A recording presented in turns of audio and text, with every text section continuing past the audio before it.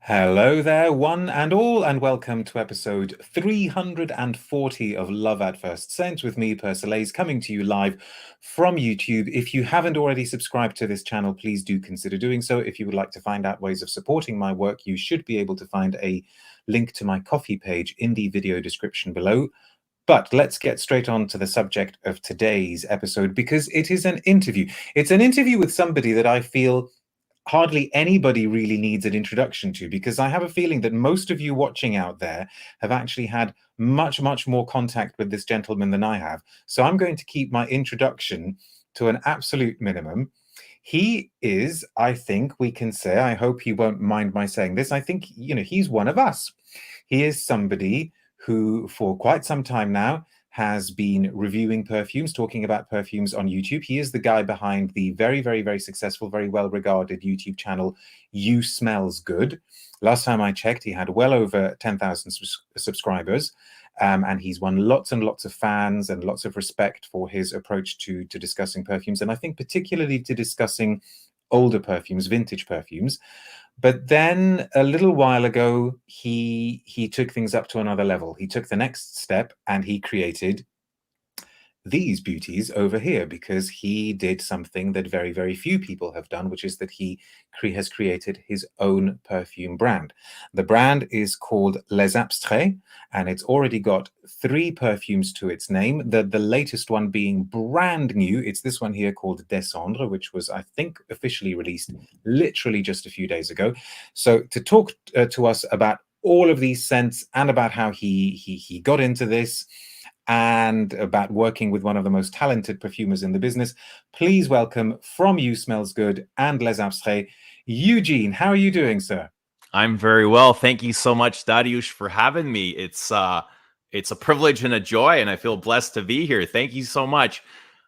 I cannot see the chat, so I want to wish you can't. and thank everybody that is here that I cannot see for being here. Thank you so much for joining us. Guys, I made it. I finally made it. I had manifested, Dariusz, years ago that I was going to come on here and you're going to review my perfume. So it's amazing. The privilege is all ours. And even though Eugen and I have been chatting for the last 10 minutes, in the sort of pre-setup to the interview, I meant to ask you one thing, and then as soon as I did the introduction, I thought, oh great, I forgot to ask him. Eugen, what is the correct way of pronouncing your surname? Nizic. Okay, so it's Eugen Nizic. Nizic, because yes. I wanted to give you your full name. Eugen Nizic, who is now live from just outside Toronto in Canada, obviously. So thank you very much for giving up your time today. Loads and loads of people leaving comments already. This just shows, how much affection and admiration there is for you out there, Eugen. And obviously, we want to allow as much time as possible to take questions from the audience. Usual kind of rule applies. Please save your questions for the moment, because if you post them in the chat now, I may miss the questions as they're coming. But there will come a point in the interview where I will say, post your questions now, and then we'll be able to start posting some of them. And if you are able to say where it is that you're watching from, that would be really great too, because I always love finding out where it is that people are based. So we will delve into the past in a few minutes, I'm sure, Eugen. But I think in the kind of for the sake of sort of staying in the moment and appreciating the moment, let us actually celebrate the moment. Let's celebrate the latest addition to your range. This is called Desandra. Now, my French is not great, but I'm guessing that this name is a little bit of a pun. So tell us how Desandra came to be. What was its starting point? Well, this song, the perfumes are in order. It's sort of a trilogy, and Desandra is the third one from this triptych. And this is the rebirth, the beginning, the start of something new for me. After La Douleur Exquise was the heartbreak and Bel Homme was the healing journey, this is the rebirth, finding myself in nature, making a deeper connection to God, and believing that I'm worthy of anything it is that I have dreams and goals of. And this. So if it's a rebirth, I've got to interrupt you. If it's a rebirth, why is it descent? Well, I think Desandra means from the ashes. From the ashes we rise. So right, like a phoenix that has birth. And I spent a lot of time in nature. Pretty much every day after work, I'd go into nature for an hour, connecting with the air, the water, the birds, the sky, and just presence, the moment. And there I found that when I consciously made space for God to come into my life, God filled my heart. I felt completely fulfilled and satisfied, and I found an inner peace. So I wanted to create something to like an homage to God, almost like Church in the Forest sort of effect going on here. Okay, so you weren't holding back on the ambition stakes. You wanted to create a perfume that would be a homage to God. So how do you how do you God is the start greatest with artist that of as all well? time, Dariush. God's created everything, right? Everything Okay, here is from God. So I see God as the greatest creator, my greatest inspiration. And when God had created stuff, God had no inspiration to create anything, right? God had to come up with all the ideas himself. Now, us as artists, we have all that. The inspiration is out here. All we have to do is harness it and express it in any way we can. okay. So because on this channel we're very, very interested in process and practicalities, the perfumer that you've worked with for all of these three is Antoine Lie. What is the kind of point of departure of presenting this idea to Antoine Lie? Did you go to him and say, I want a perfume that is going to be a homage to God? No, it wasn't Okay, exactly like that. how did it start? Well, first of all, it's impossible to find a perfumer. I was lucky and grateful to have found Antoine Lie and to come to him when I had nothing, no name, no brand, no logo. And it's a little bit weird, right? To come to him as a YouTuber. I wasn't sure what he was going to expect, but I told him the story, what I wanted to present. I had gone through this sort of trial in my life, a very interesting period. And I wanted to start a perfume brand and portray three ideas, which I presented to him. And that one was sort of, a rebirth. I felt like I was a broken man. I was heartbroken, and I wanted to start life over again on a positive note, a positive foot. I wanted to be an inspiration for people, for my kids and other people that have gone through something similar. So, Okay, so we're seeing this as the third one, but actually in your mind this was always going to be a trilogy. yeah, it was. Okay. Yeah. Okay. So Go on. So this one was my time out in nature, and I wanted to recreate that, the feeling of the forest, the woods, the greenness, the lushness. To me, the forest, I found myself very rejuvenated in there when I spent time in fresh air. I left my devices at home, my cell phone, distractions, and I just, I felt like one, and I felt at peace out in the woods. So are those the ideas that you presented to Antoine for this third one? Did you sort of say to him things like outdoors, Yeah. forest? Yes, Okay. very birchy, woody, incensey, animalic, dirty. Okay. Yeah, How does he work as a perfumer? Does he want those very, very concrete things, or does he want the sort of more he wants as abstract much metaphor? detail as possible. The Okay. more detail, the better. And then he's going to extract from that what he finds most interesting. And then from there, Okay. Antoine would create. So I would give him the brief. I would give him, for me, it was always an image of my mind, all three of these perfumes. I didn't need a brief for myself because I had I had created an image of my mind of what the perfume would smell and look like. So I would put it down on paper or pictures or videos and present it to him. And he would ask a lot of questions, Right. colors, Okay. feelings, things like that, sensations, anything that come to mind. One time he even asked me for a recipe to one of my mom's cookings, and it was just to maybe get an idea of something. So he asks a lot of questions, and he would send me, so from that ideas, I can see he's already formulating kind of like a recipe or something as we're discussing, because he's asking really specific questions. And from that, he would send 3 submissions, and he would say, Okay. smell these, right? And then pick which one you like the best, which one you would work from. So for this, Just to go, so even though this is the third one and it's the kind of the sort of end of this particular story, because this is the rebirth, the phoenix being rejuvenated, was it actually the final one to be made? yeah, well, they were all, we worked on all three at the same time. Okay. Yeah. So, but with this one, so go on. You were saying, so you, for example, got 3 submissions. Can you remember what the first 3 submissions for Desandra were kind of like? You know, what sort of? I've got most of them here. Oh, So, cool, amazing. Okay. right. And so the first 3, actually, there was a kind of a misunderstanding, and I didn't, like, none of the first 3 had worked. So he had to, we started all over. Here, the submissions come in something like this, right?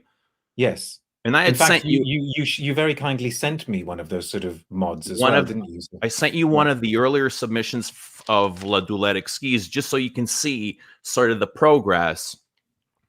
Okay, so this is fascinating. So the first 3 that he sent you for Desandra, you just said they didn't work. Are you able to kind of put into words what was it that made you think, no, this isn't it at all? They were very avant-garde. You know, Antoine loves his avant-garde, forward-thinking style. So when I said dirty and sexual, maybe he had created something that smelled like latex condoms and cigarette tobacco ashtray sort of thing, which is all amazing and stuff. Which is Very exactly what we all interesting think work. of when we think of a phoenix coming out of the... No, don't worry. Okay, right. But yeah, so then, you know, he started over, like started the submissions over a second time, and the very first one was sort of the theme that we were going for. Okay. So for La Doulette Exquise, he made 3 submissions, and it was the second one from that I had chosen to work with. And with Bel Homme, when I first smelled the Bel Homme submission, it was the very first one. The very first submission was excellent. However, it felt more of an accord than a complete perfume. So as soon as I smelled it, I was like, this is exactly what I'm looking for. And at that moment, I knew that I was working with a master just from smelling the very first submission. And you know, the materials were fantastic as well, the quality of materials, which was a really big concern of mine when I started looking for a perfumer to work on a project. I was very weary about quality, because I did want something quite well, something higher quality. Sure. So how did you find him? You know, how does one go to Antoine Lie to start a brand? This was probably the toughest choice. I mean, the toughest part.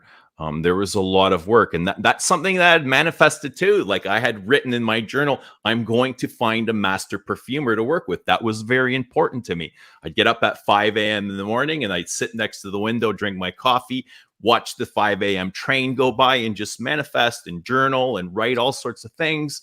And I'm going to find a master perfumer. But I ended up calling Firmenich, Givaudan, IFF, Takasago, you name it. I talked to Mon. Nobody was interested in my project, my story, my perfumes. I had 2 Zoom calls with Givaudan. They didn't care. It's like they wouldn't let me work with a perfumer directly. And they said, we'll take your briefs and we'll send you something that we can find closest to match. Right. And I wasn't interested in that. I wanted, you know, I wanted the perfumes to be based off of my briefs, right? So, I spent a whole summer looking and calling around and emailing as many people as I knew, or even with my connections. It was really difficult to find a perfumer. I don't know how most other people do it, but I'm sitting at work one day, and from Instagram, Houdini sends me a message, and he's like, hey, yo, have you heard of You know how Houdini is? He's very, I'm sure I follow him. Yeah, but go on. He's like, hey, yo, have you heard of this brand? I was like, you know, Les Abstraits. It's so difficult for us to say. And I was like, I have not, but let me look into it. And he says, Antoine Lie's doing really great stuff over there. I know your love of Frederic Mull. Go check out Les Abstraits. And as soon as he said Antoine Lie, right away, like, I got this sensation in my mind. I was like, there's the man I need to find. So I found his contact and I sent him an email. I said, my name is Eugene. I'm a YouTuber and I'm interested in creating fragrances. And a couple days later, I got a return And email from his and he wrote back. Amazing. agency. Now, part of my job here is to kind of keep this interview focused and make sure that we follow some sort of chronology. But I feel us going all over the place already, which is maybe also okay. But I just wanted to go back to this perfume. So, how long did it take to start getting into a sort of ballpark where you think, okay, Antoine and I are on the same page now, and so now we just need to sort of finesse and fine tune? How long was that side of the process? Well, Desandra, I think it was Desandra. The working name was Oh yeah, what was the Green working name? Smoke. Green Smoke was the working Green name, Smoke. That makes and sense. Okay. and we went with submission number 16. So Antoine did about 16 total submissions. Which doesn't sound like a huge number. I don't know. Is it, or it's no, I thought it was perfect. okay? You know, it doesn't matter if it took 1 or 100. That's the one that I chose because it felt right. You know, working through this, when he had first started, it was very smoky and dry. It was almost too smoky and dry, even for me as somebody that loves challenging perfumes.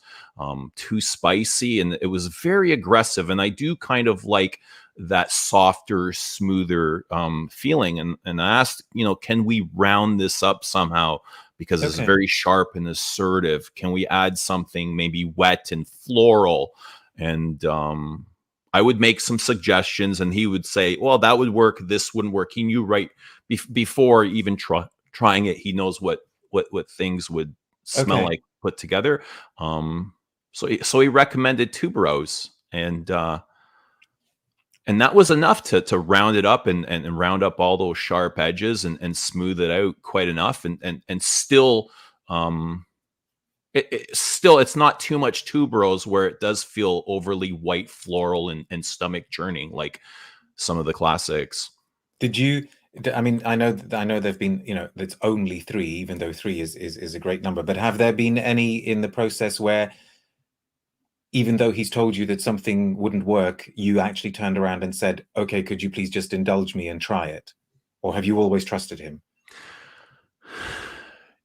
Yeah, I had asked him to do some things in Belhomme to add some more spices and even some more citrus. And he's like, Eugene, I don't think this is going to work. And he was absolutely right. When it came back, Okay. it was too much. We had gone too far, just by because I do love complex perfumes and to unfold in a beautiful way. And I'm always thinking, if we can make it more complex, it'll be more interesting. But it actually did the opposite, and it was like made it uninteresting or kind of lost the feeling we were looking for. That's interesting. Okay. Yeah. So in the end, the master knew better, as is often the case. Yeah. And so many questions are coming through already that I think we may have to get onto the viewers' questions sooner rather than later. Let me But say one really thing, quickly, I know this is your stream, but I'm also a YouTube host, and I want to remind everybody, please like the stream for Dariush. Dariush is a great I guy. don't say that enough, do I? I No, don't say please like like. the stream. It helps with the algorithm. There is a super chat button there if you want to support Dariush in the channel, or if you want to ask any questions for Dariush to ask, please put them in the super chat. Also, I want to ask you, Dariush, why do all my friends, all the friends that I love so much, why do they love you so much? You don't get to ask me questions at the moment. Maybe in the end, if look, somebody Omar has actually just gone straight away and said, "Wow, forgot to like." Okay, so yeah, I need to be more North American when it comes to these things and say, please, people, like the thing. Okay, we're going to do something that we haven't actually done on this channel for a while, but I thought you would be the perfect candidate for this. We're going to play my 20 blotters game that I haven't done for a while. I'm going to put 20 questions to you, but the point of these is that you have to give very, very, very kind of quick, rapid fire answers. We can't spend too much time on this. And the questions are divided into 4 categories. So the first category is just questions to do with beginnings and starts. So can you please give me 5 numbers between 1 and 9, and they will determine the questions that I ask you. Give me 5 numbers between 1 and 9. 5 numbers? Yes. Between 1 and 9. 1, 2, 3, 4, 5. Okay, cool. I like how your mind works. Okay, so don't overthink these questions, Eugene. Just answer as quickly as possible. First one. What's the first advertising campaign you can remember? It doesn't have to be for perfume. Obsession. Mark Wahlberg Obsession. Ah, Peak interesting. Obsession. Who were your role models when you were growing up? Mike Tyson. Muhammad Ali. What was the first perfume you ever bought for yourself? Lamal. Oh, okay. See, I want to ask so much more, but I can't. I'd be breaking the rules of the game.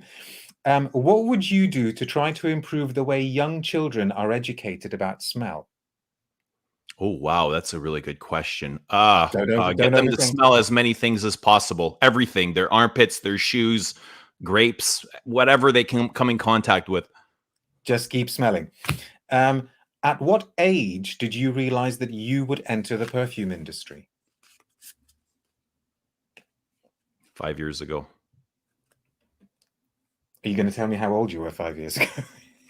I was 43. Okay. Oh, so we're almost exactly the same age. There you go.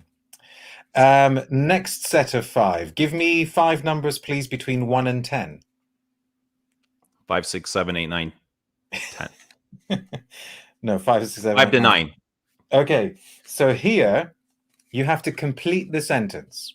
So complete this sentence. Modern perfumery is...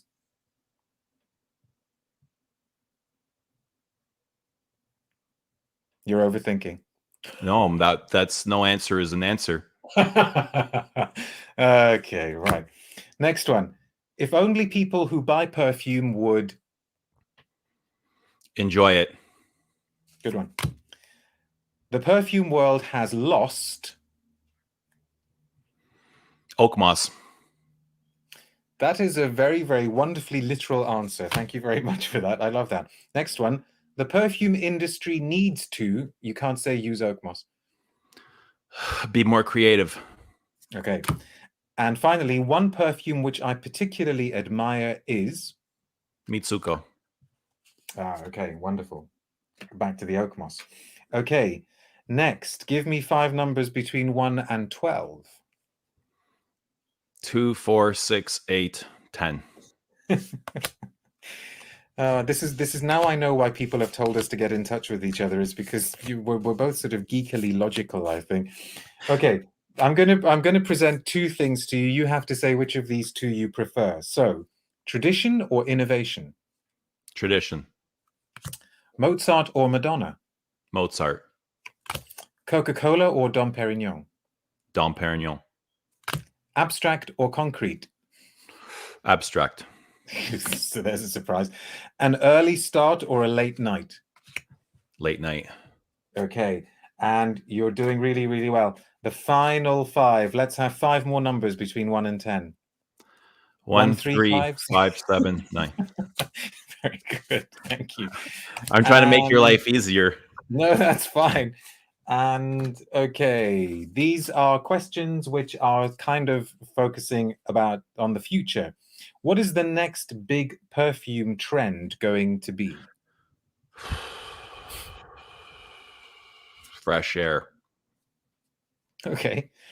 What is the best thing that the internet has done for the perfume industry? Bring attention to it.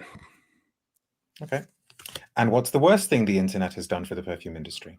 Bring too much attention to it. We may have to come back to that one. What you mean by that? Where will the perfume industry be in 5 years' time? Bigger than ever. Okay. And finally, does perfume have the power to change the world? Yeah, absolutely. Okay, so now, because that was the last one, so well done, sir, for playing the game. I'm going to ask you to expand on that one. In what way do you think perfume could have the power to change the world? Well, perfume has absolutely changed my life. I have lost myself in perfume in sort of like an addiction, buying, consuming, indulging phase. And through that, I was able to learn about addictions. I really went into myself.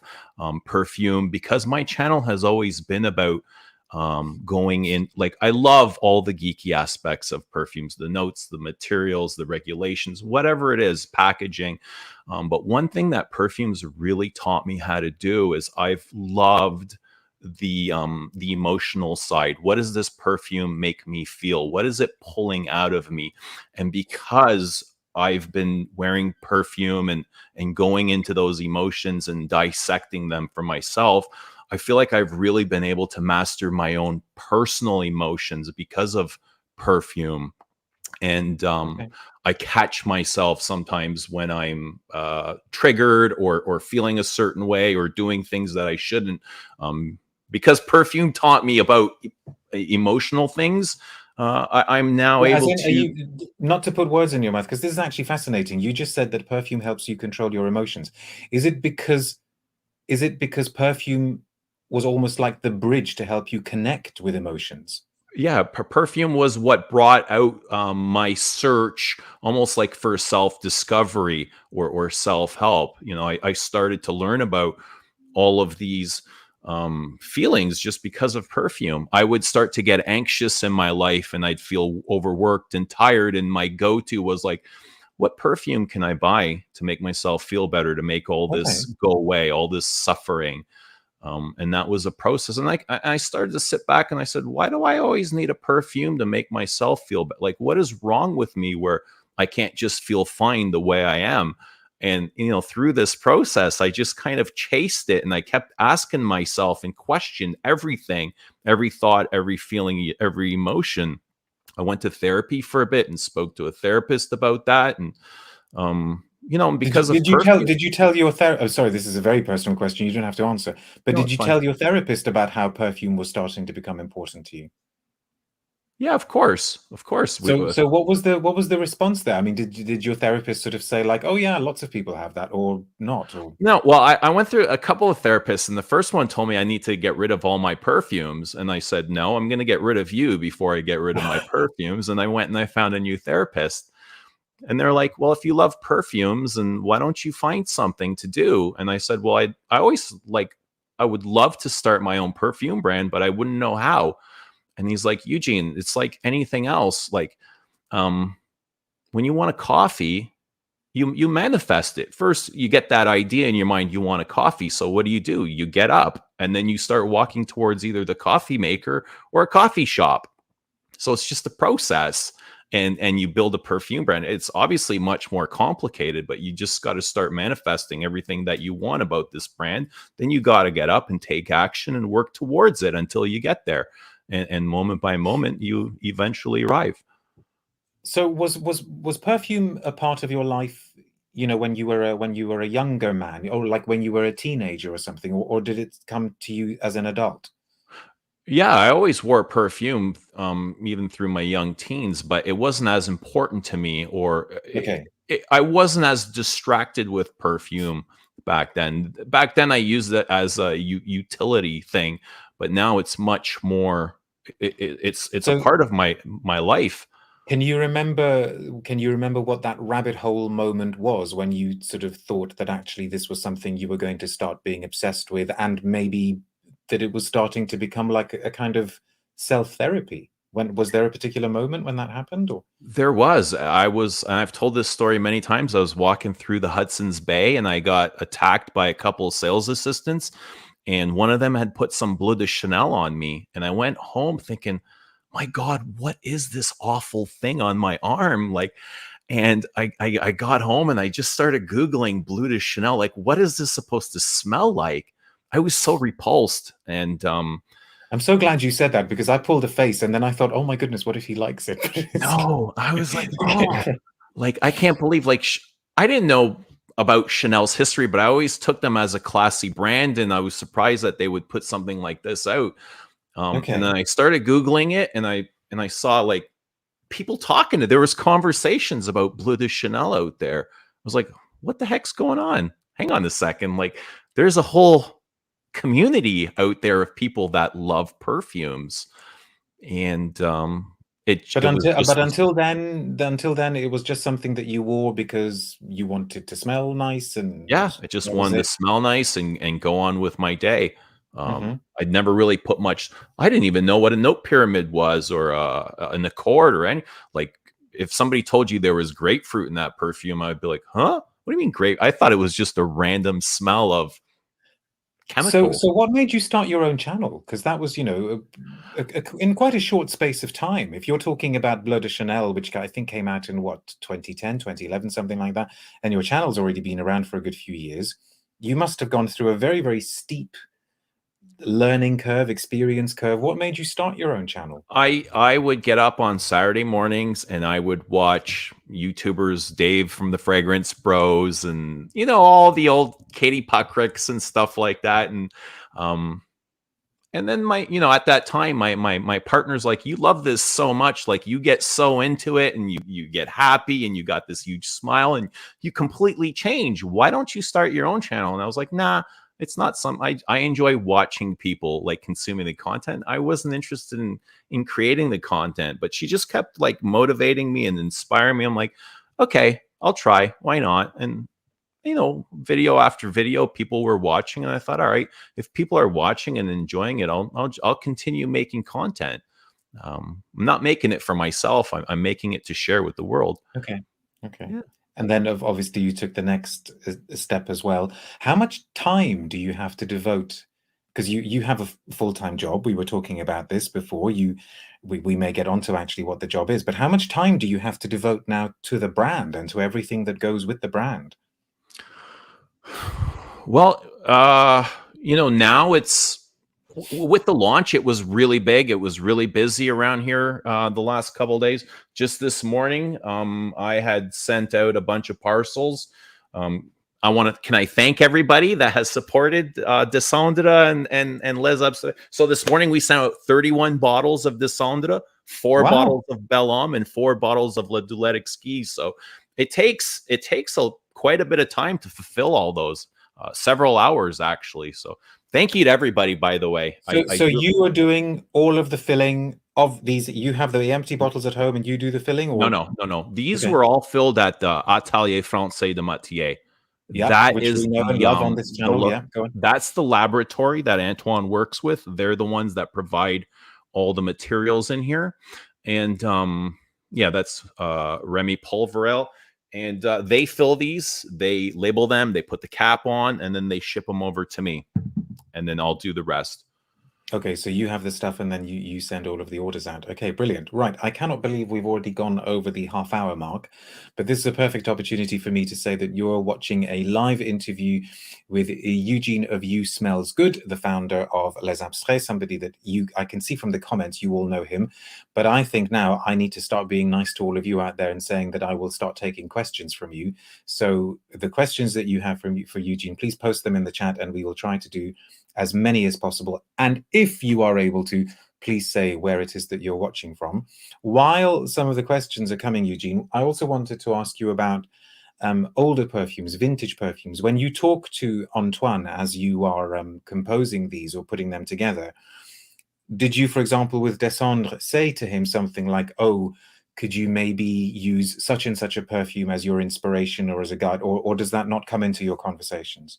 No, when we created these, not a single perfume was brought up in reference of style or anything, and that's one thing I really wanted to stay away from. We spoke of other perfumes that we mutually admired, like Antoine was saying how much he loved those Sauvage, but that was very personal and outside of creating these. These were just no, we didn't discuss any other perfumes in terms of reference. Okay. We even though they do have this kind of interestingly vintage feel to them somehow. Yeah. It was just a matter of communicating with the language that we know, using, shapes, colors, textures, and stuff like that.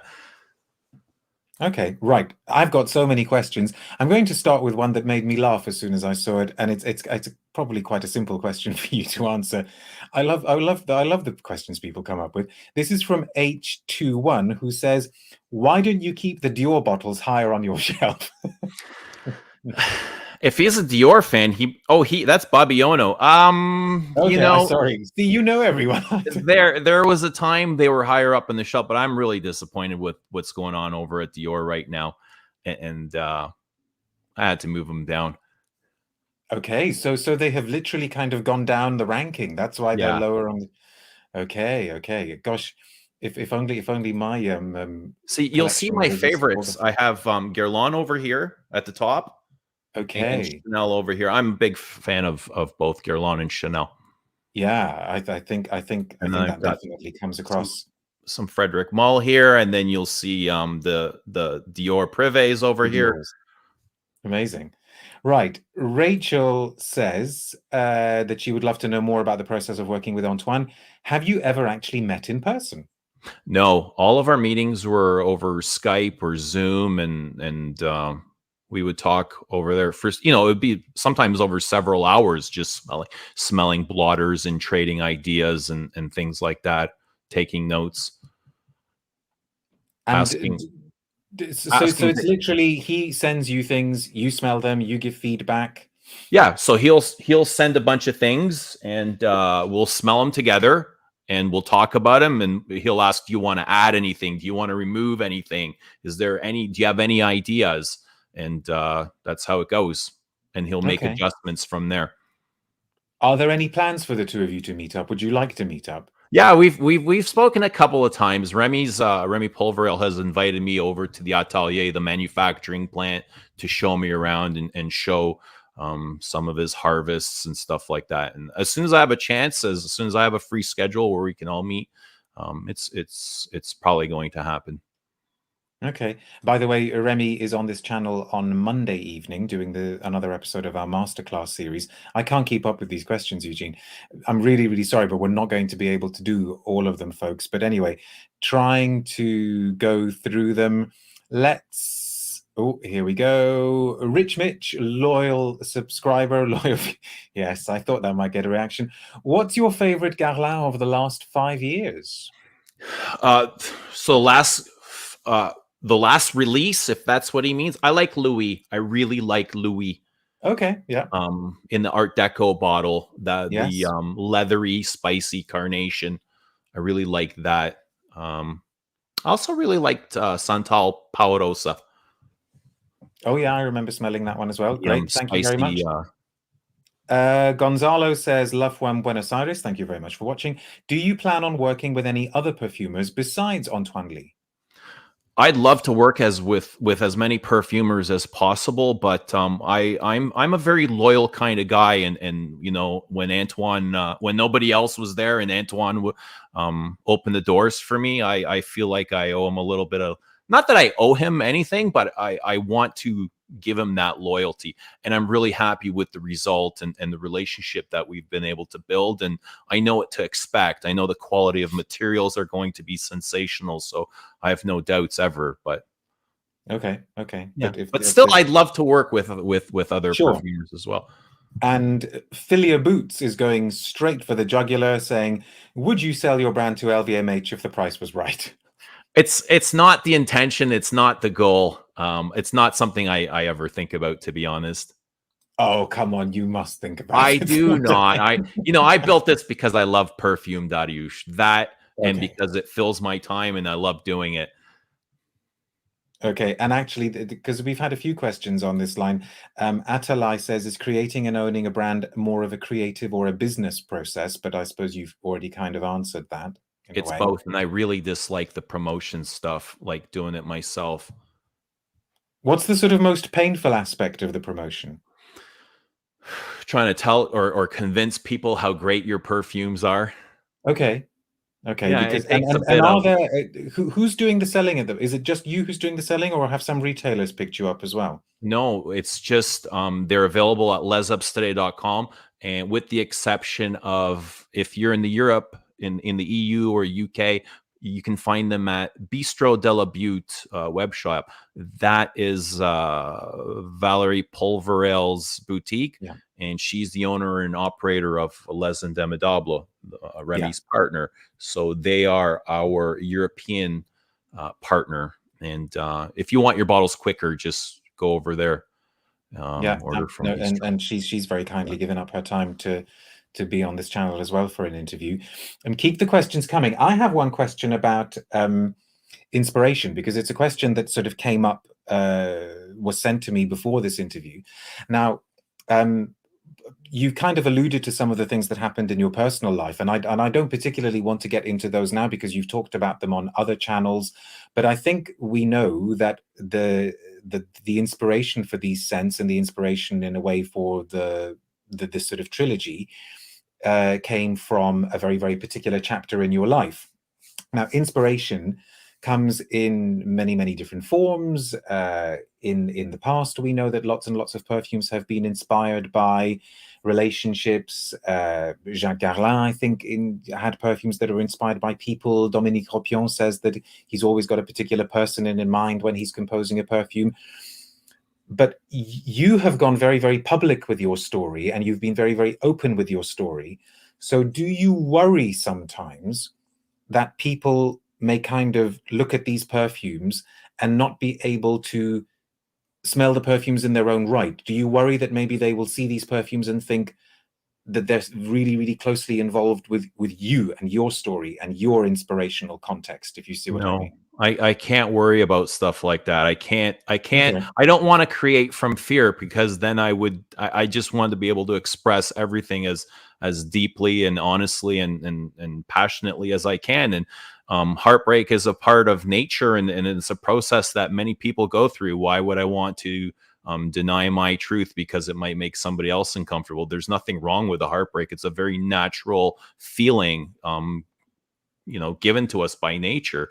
It's one of the most beautiful experiences I've ever had as a human being. As painful as it was, looking back at it now, like, just to be able to capture what the heart can do of being in so much pain and then heal itself in moments where I didn't want to distract from that pain. I didn't want to go out and drink and find comfort in other things. I really wanted to sit there and observe this, almost like outside of myself, almost like something as an art. Poets, writers, painters, artists have been talking about heartbreak for hundreds of years. Why not do it in the perfume form? Why not give a place for men in this society that are going through something similar, a platform to share their feelings? I don't think makes that. sense. Thank you. I Thanks don't very think much that. for that. Go on. Yeah, I don't think that creating from fear is. It's the highest representation. It would almost feel like censoring myself, and I think great art comes from vulnerability and being able to put yourself out there, even Okay. in places where you can be judged. Thanks for that. Let's go back to the viewers' questions, because there are I can't remember the last time I had this many questions. A couple of questions that are on design, which is actually something I wanted to ask about. Legoist is asking about your logo, and is sort of saying, basically saying, is this the logo for the whole brand, or is it just for this collection? And then also, kind of attached to that, we have a question from Gunnar, who says, what's the thought behind the bottle design, and how much time did you put into that? So maybe you could talk to us a little bit about that side of things. I should show off the packaging here. I mean, the logo comes up on the side of the packaging, but very, very discreetly on the front. So do you want to talk us through that? Yeah, the logo is something. It almost took me a year to come up with this, as I had time watching Antoine create the perfumes. As I said, I had nothing. I had no brand, no name, no logo when I had first approached Antoine, and so he had about a year to create the fragrances while I got to work on the packaging, the naming, the branding, the trademarking, and all of that. And I did, at one time I wanted to incorporate my name into the brand, like Eugen Parfums. I wasn't really sure. So as I was creating the logo, I wanted to incorporate an E in there. And I'm not sure if you can see like a mirror Sort of E. stylized E, yes. Yeah. So it's a very abstract logo. You can turn it and you can see many different things. You can see maybe a flower.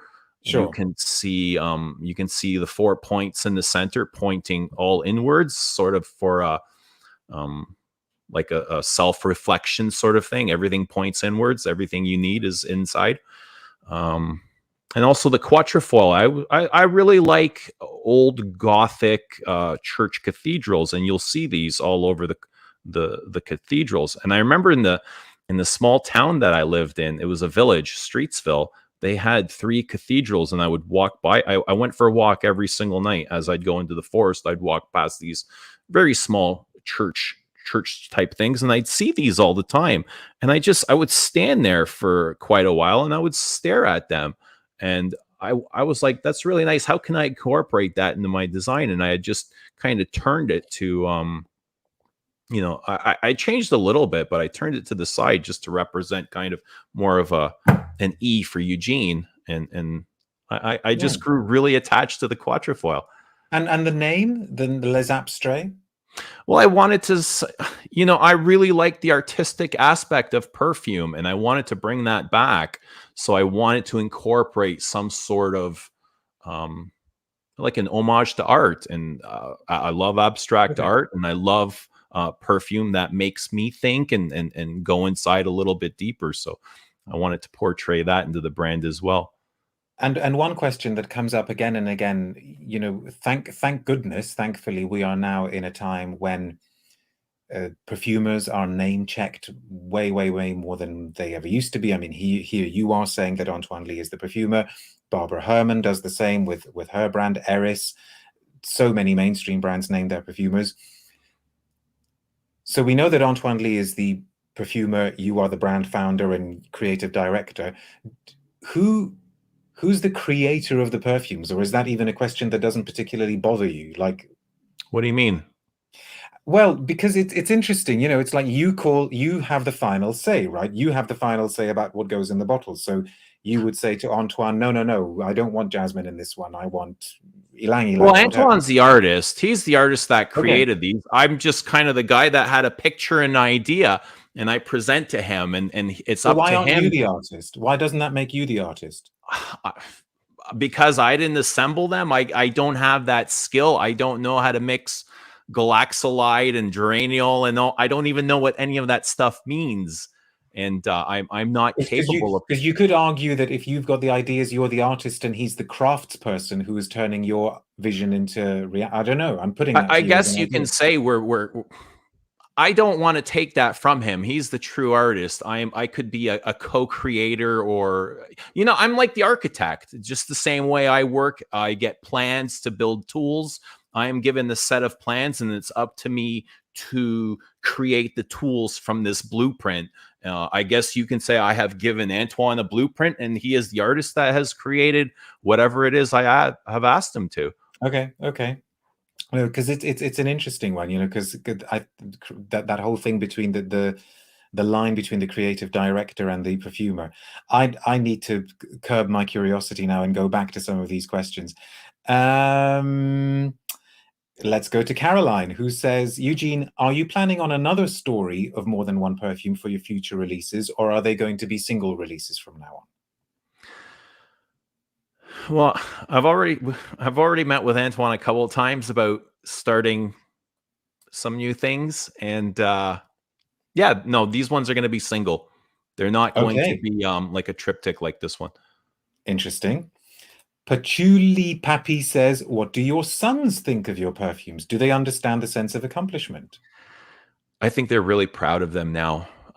They love Bel Homme, and they wear them out, and their friends keep asking, what are you wearing? Like, and they share them with their friends, and they're like, we've never smelt anything, because they're wearing Dior Sauvage and elixir sort of things, Azaro, Wanted, and they're just really, because they're 18 years old and just getting into fragrance, and they're really interested they're really getting into it. They ask questions all the time, and they're helping fulfill orders and dropping them off at the post box. And, wonderful. Okay, brilliant. It's just the reception's been really amazing. John says, can we look forward to smaller bottles? Because 100 mils can be a little bit tricky for collectors, he says.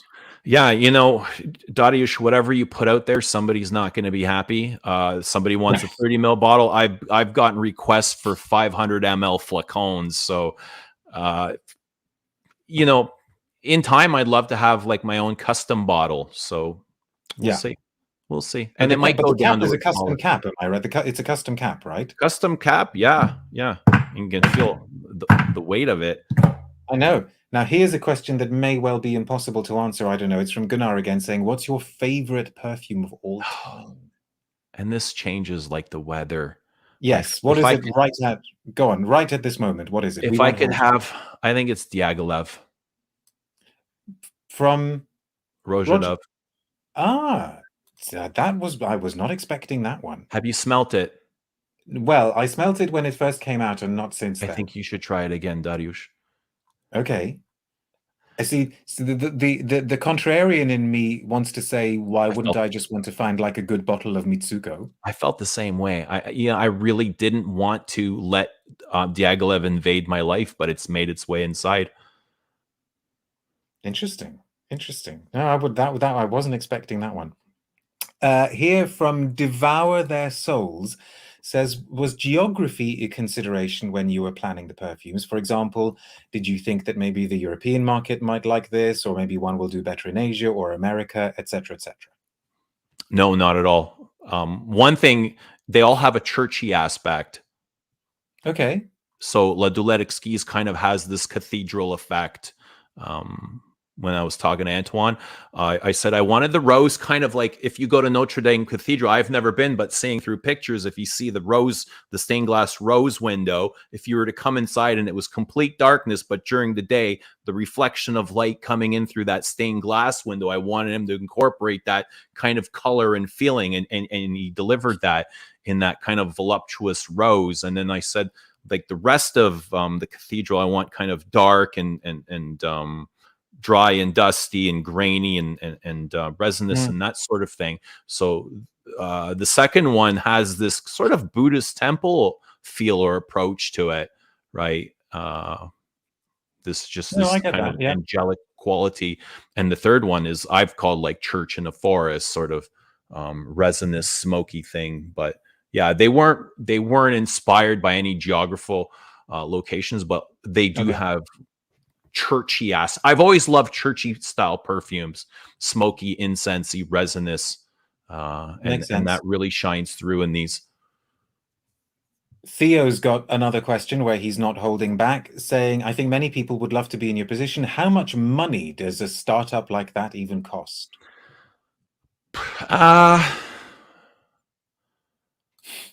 Really good question. Well, you know the answer better than I do, Eugene. To do what I did, working with and with the people that I've worked in this sort of thing, creating 3 perfumes at boxes packed, about 120,000. What? Dollars? Canadian or? Yeah. Okay. Thank you very much. Thanks for the frankness there. Thanks for for answering that.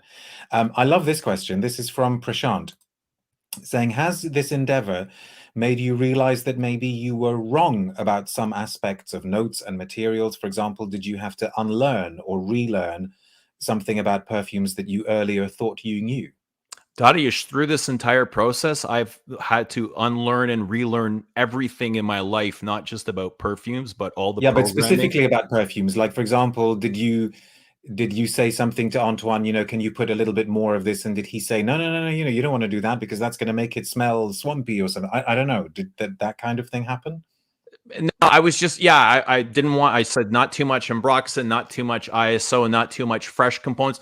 I also said I don't want too much citrus in the perfumes because I'm not crazy about citrus, and I think they really make that much of an impact. So let's leave out the citrus. Citrus is usually used to convey some sort of complexity or something really interesting and sparkly and inviting when you're spraying a perfume at the department store counter, and it's quickly to leave.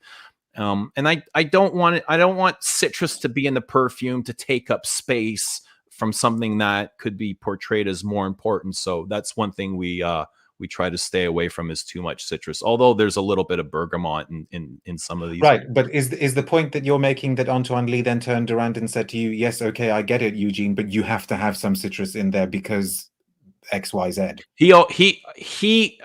He could foresee whatever it is we were talking about, and he'd correct me if I were to recommend something. But he was very okay with that. Okay. Here's one from Gunnar again saying, how long do you take to find the name of a perfume?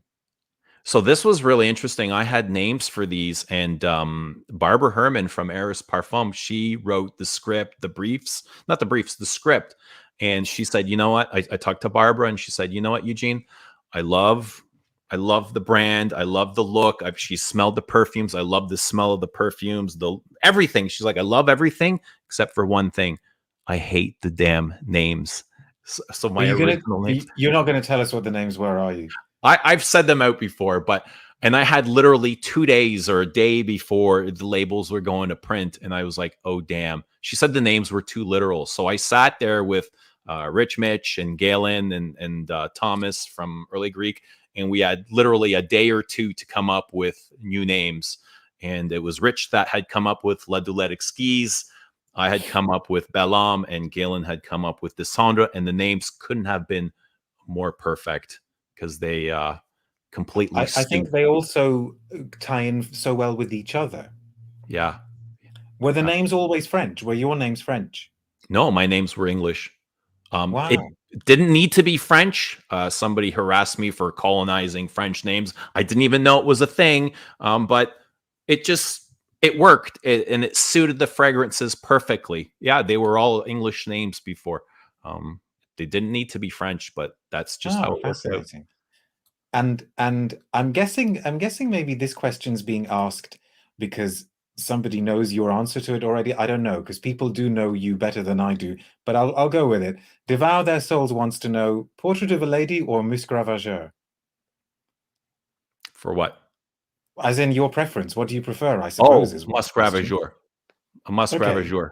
Yeah. I was wondering whether there was going to be something behind that question, but not. Okay? No, maybe Musc Ravageur is one of my favorite perfumes of all time. Maybe that's why they're asking. Okay, Eugene, we are nearly at the hour mark. Thank you for being such a good sport. You've taken so many more questions than people normally do on this channel. We've thrown so many your way, but because there were so many in the chat and so many more that I can see already, I wanted to get as many to you as possible. Thank you very much for giving up your time. Congratulations on starting the brand. All the best with Desandra. I absolutely urge people to try it, especially if you sort of like the style of the first two, especially if you like Douleur Exquise. I think Desandra needs to be one that you try. When could we, not to rush you because you've only just released one and we want you to take your time over this, but when do you think we might expect the next baby from Les Abstraits? It might be sometime next year. It'll be well over a year. Yeah. Not going to rush into anything. Going to enjoy these and along the way, we'll start working on other things, but absolutely no rush. No rush at all. There's a lot of work that goes into creating a brand in 3 perfumes, a lot of time, a lot of resources, a lot of energy. So in a way that kind of makes me sad, but also in another way, I'm sort of reassured that you're not just going to be like churning them out. We've got the trilogy, and so now we can, as you say, enjoy wearing them and look forward to when the time is right for the next one. And hopefully before the next one comes out, you will actually have been able to meet Antoine. Thank you very much for everything, Eugene. Thank you very much, all of you, for watching. Eugene obviously is on YouTube, so I suspect if you have some more questions, he may even, if you were kind enough, go on the comments later on and answer some of them. But for now, everybody, be good, have a good weekend, and I will see you on Monday with Remy Pulveray of Les Indémodables. Take care, folks. Bye.